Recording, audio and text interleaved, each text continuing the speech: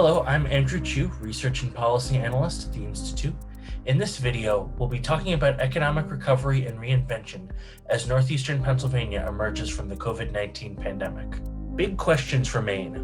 What does the region's post-COVID economy look like, and how is it different from before? One of the themes we presented at our recent Regional Indicators event was economic recovery and restructuring, and today we'll be focusing in on that theme. To set the stage, we have good news to report.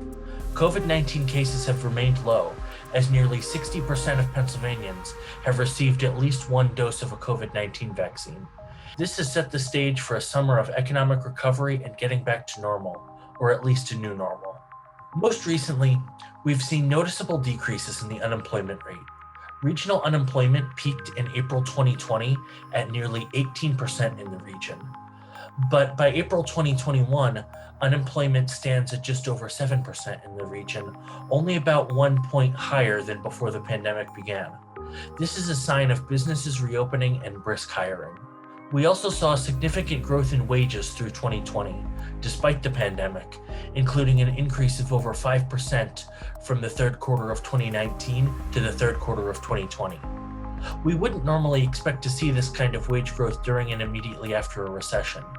One contributor to this is that lower wage workers were more likely to lose jobs during the pandemic, while higher wage workers were more likely to remain employed. Nonetheless, continued wage growth, the rapid drop in the unemployment rate, is another sign of a labor market that's quickly tightening. Many employers have reported increasing starting wages or offering incentives like signing bonuses to quickly fill open positions. Some have pointed to extended unemployment benefits as a cause for hiring difficulties, but this is only one relatively small part of the picture.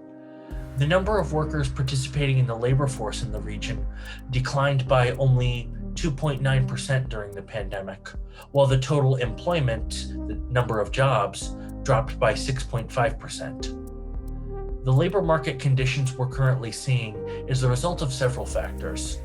Rapid hiring as a result of lifted restrictions and the rollout of the vaccine, barriers to work like lack of childcare or transportation, the need to find replacements for workers who are retiring or changing jobs, and wages in some industries that are still growing to catch up with the market.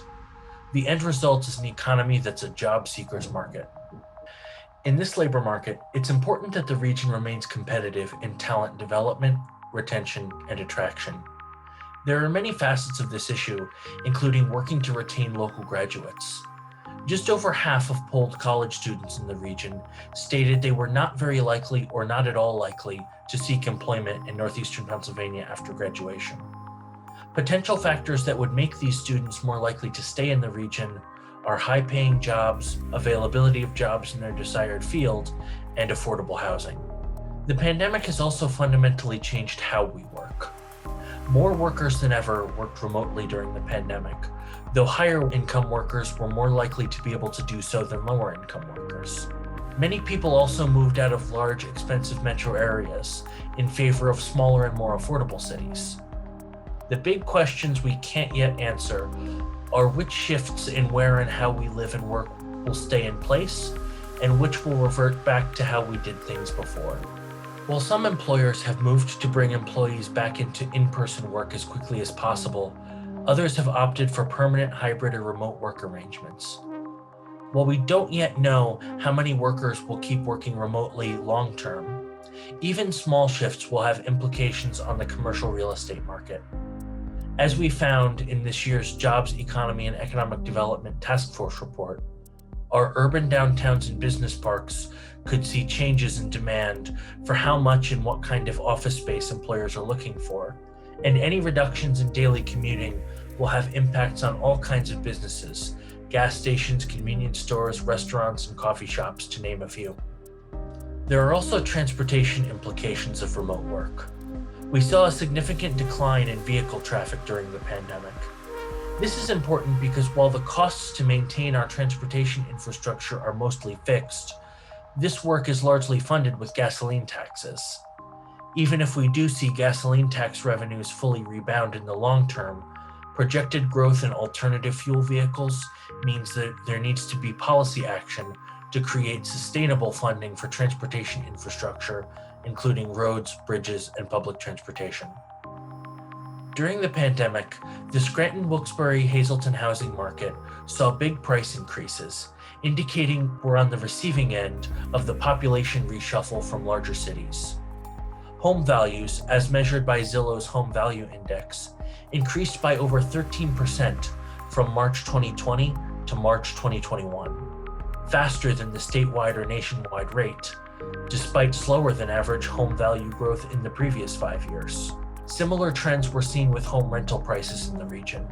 If this trend is sustained, prices will continue to rise unless new housing stock is created to keep up with demand. Much of the data and analysis I've talked about can be found in the Institute's most recent quarterly economy tracker, policy tracker, community-based research task force reports, and the 2021 Regional Indicators Report. All of these are available for free on our website. We look forward to continuing to bring you the latest data-driven insights for Northeastern Pennsylvania.